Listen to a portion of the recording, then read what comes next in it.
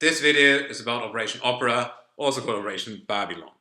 In 1981, the Israeli Air Force destroyed an Iraqi nuclear reactor. This reactor, called Iraqi, was developed and constructed by France. To the background, Iraq wanted to be the leading power in the Arab world, perhaps not the leading power, but at least one of the leading powers. And these ambitions intensified during the 1970s. The country ran a military nuclear program, first in cooperation with the Soviet Union, and then from 1975 onwards in cooperation with France.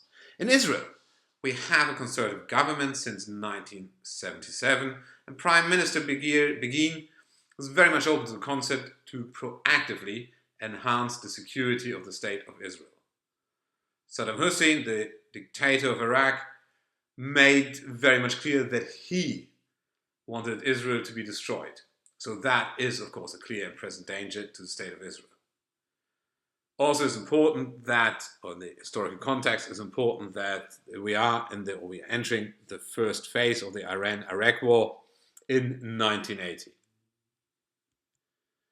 Now, the Iraqi nuclear program. In 1975, France and Iraq found an agreement that the French will help the Iraq to build a reactor. The Italians were involved in a junior role in this whole thing, in this whole agreement. Now, in 1979, the construction of the reactor Iraqi started, and in 1980, the first shipment of highly enriched uranium reached Iraq. So that means that's not talk. That is really serious business.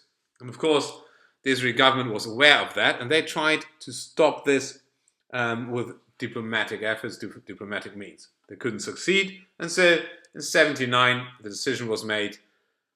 More drastic means must put an end to the nuclear threat posed by Iraq.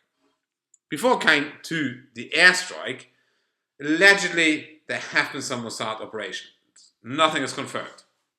But in France, there was an explosion. In southern France, an explosion destroyed quite a few reactor parts.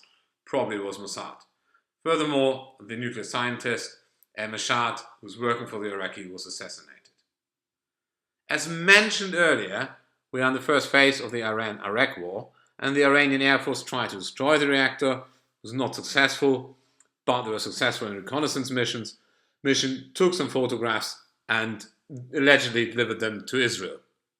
The Israeli Air Force undertook some operations of their own, and they found some gaps in the Iraqi radar cover in the west. Then an Iranian airstrike led to substantial loss of Iraqi air power, and this meant game on for Operation Opera. At 15:55 on the 7th of June 1981, 8 F-16 and 6 F-15 took off from Etzion Air Base. They flew on low altitude through Jordan, Saudi Arabian airspace into Iraqi airspace, and then reached Iraq. They needed 2 minutes, the F-16 needed 2 minutes to destroy the reactor, and then all aircraft could return home safely, and the operation ended as a success. Now, the main consequence is, of course, a significant delay to the Iraqi nuclear program. You could actually say the airstrike ended the Iraqi nuclear program. Saddam Hussein ordered the execution of the commander of the Western Air Defense and his officers, and he should show the same behavior, same actions in the Iran-Iraq war. For Israel, happy days. A massive threat could be averted. So the danger posed, or the threat posed by Iraq, nuclear threat posed by Iraq, could be averted in the short term and the medium term. The reputation of the Israel Defense Forces once again grew. It was simply amazing what they can do. Begin won the war, won the election of 1981 because the leader of the opposition, Peres, criticized the operation. But Israel was under serious diplomatic pressure. The international community condemned the operation because it was a violation of Iraqi airspace. But on the surface, lots of Arab leaders said, wow, well done, good on you. Now we have Saddam Hussein, who was a bit too dangerous. Now he's weakened. But countries who wanted to have weapons of mass destruction should go or should conduct more clandestine programs in the future, so it will be tougher to trace them. But it was proof.